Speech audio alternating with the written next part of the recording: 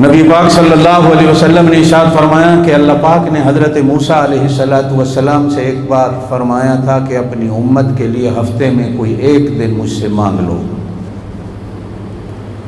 تو حضرت موسیٰ علیہ السلام نے اللہ کے دربار سے اپنی امت کے لیے ہفتے کا دن مانگا۔ حضرت عیسیٰ علیہ السلام سے اللہ پاک نے ارشاد فرمایا کہ اپنی امت کے لیے ہفتے میں کوئی ایک دن مجھ سے طلب کر لو جو فائدے کا ہو جائے، جس میں امت جمع ہو سکے۔ تو حضرت عیسیٰ علیہ السلام نے اپنی امت کے لیے اتوار کے دن کو منتخب کیا۔ پھر آپ صلی اللہ علیہ وسلم نے ارشاد فرمایا کہ اللہ نے ایک بار مجھ سے کہا کہ میرا محبوب اپنی امت کے لیے ہفتے میں کوئی ایک دن پسند کر لو، تو میں نے اپنی امت کے لیے جمعے کا دن اللہ سے مانگا اور اللہ نے مجھے عطا فرمایا۔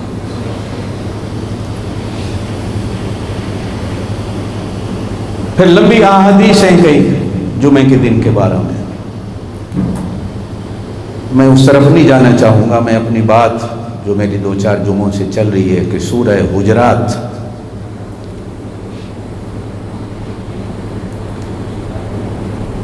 آپ کے گھروں کے بھی حجرے ہوتے ہیں، بیٹھکیں ہوتی ہیں، مخصوص کمرے ہوتے ہیں جس میں یار بیلی آ کر مل بیٹھتے ہیں۔ اس صورت میں اللہ پاک نے اپنے نبی کے، اپنے محبوب کے گھر کے حجروں کی باتیں بیان کی ہیں۔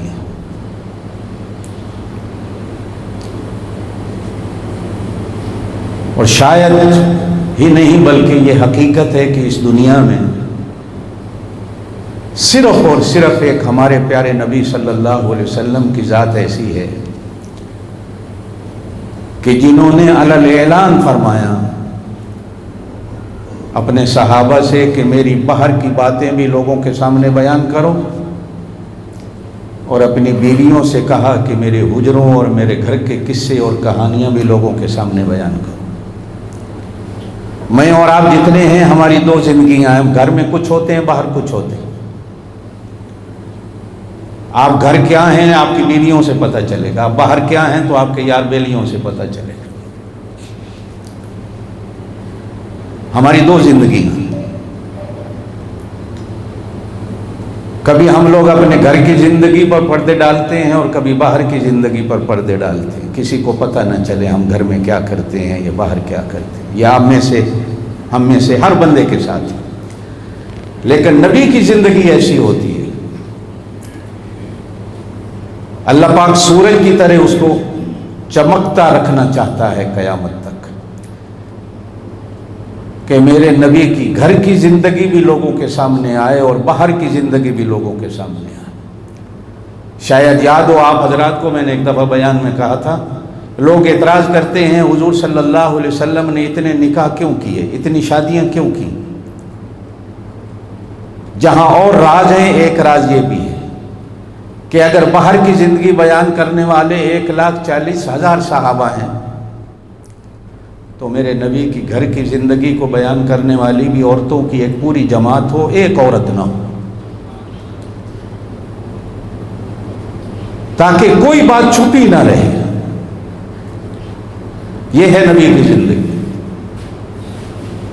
اور امہات المومنین نے نبی پاک صلی اللہ علیہ وسلم کی کسی بات کو نہیں چھپایا۔ یہ جو ہمیں غسل کے طریقے، واجب غسل کے طریقے، گھر میں تہجد اور نفل پڑھنے کے طریقے، بیوی بچوں کے ساتھ گھر میں اندر کس طرح معاملہ کرنا ہے، یہ سارے مسائل امہات المومنین بیان کرتی ہیں۔ اور پھر امہات المومنین میں بھی ایک خاتون ایسی ہے جو سب کی استاد ہے، سیدہ عائشہ رضی اللہ تعالیٰ عنہا، کہ نبی پاک صلی اللہ علیہ وسلم کی ایک ایک سانس جو حجرے میں گزری ہے، وہ ایک ایک سانس کو بھی امت کے سامنے بیان کرتی ہے۔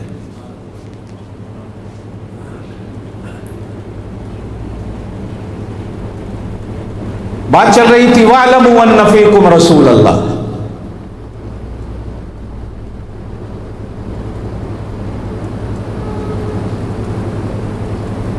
پیچھے آیت گزری تھی یا ایھا آمنوا ان جاءکم فاسق بنبأ فتبینوا، اے ایمان والو اگر تمہارے پاس کوئی جھوٹا کو خبر لائے کسی کے بارے میں تو فتبینوا، پہلے تحقیق کر لو،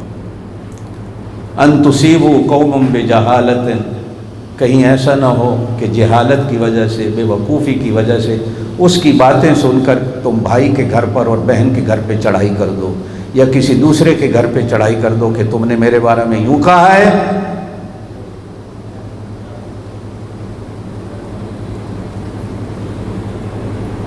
ان تصیبوا قوما بجہالۃ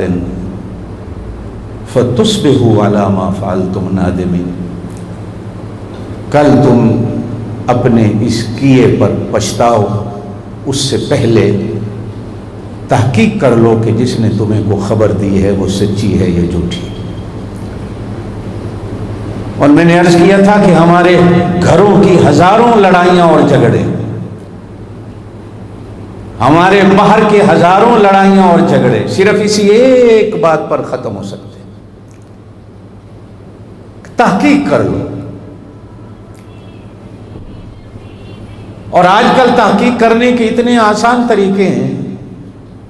جس میں کوئی مشکل ہی نہیں ہے۔ کل کو بندہ فساد میں پڑے اس سے پہلے دیکھ بھال کر بات کرو۔